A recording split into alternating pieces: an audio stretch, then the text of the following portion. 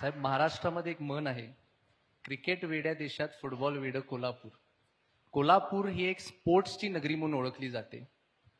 कुस्ती, football, shooting, swimming अशा अनेक स्पोर्ट्समध्ये आमच्या खेळाडूंनी चांगली कामगिरी केली आहे. स्वप्नील कुसाळे, वीर धवल खाडे, तेजस्विनी सावंत, राही सरनोबत, मी स्वतः साहेब एक फॉर्म्युला 3 वर्ल्ड चॅम्पियन आहे.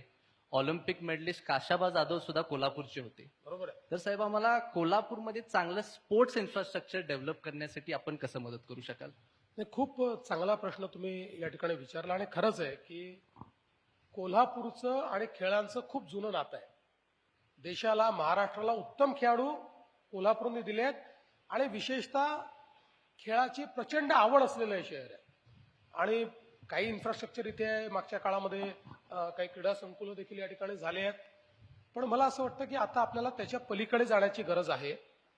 आपल्याला वर्ल्ड क्लास स्पोर्ट्स इन्फ्रास्ट्रक्चर कसं तयार करता येईल याचा विचार करावा लागेल. आणि विशेषतः आता स्पोर्ट्स जे आहे हे केवळ खेळापुरतं मर्यादित नाही आहे.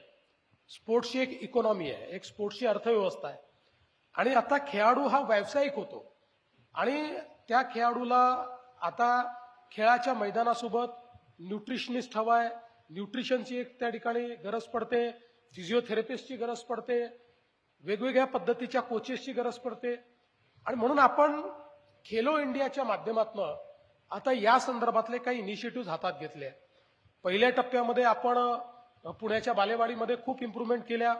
आता एक स्पोर्ट्स युनिव्हर्सिटी आपण नागपूरला तयार करतोय, एक स्पोर्ट्स युनिव्हर्सिटी आपण संभाजीनगरला तयार करतोय. पण मला असं वाटतं की कोल्हापूर एक अशी जागा आहे की ज्या ठिकाणी या सगळ्या गोष्टीचा विचार झाला पाहिजे. आणि म्हणून मी आजच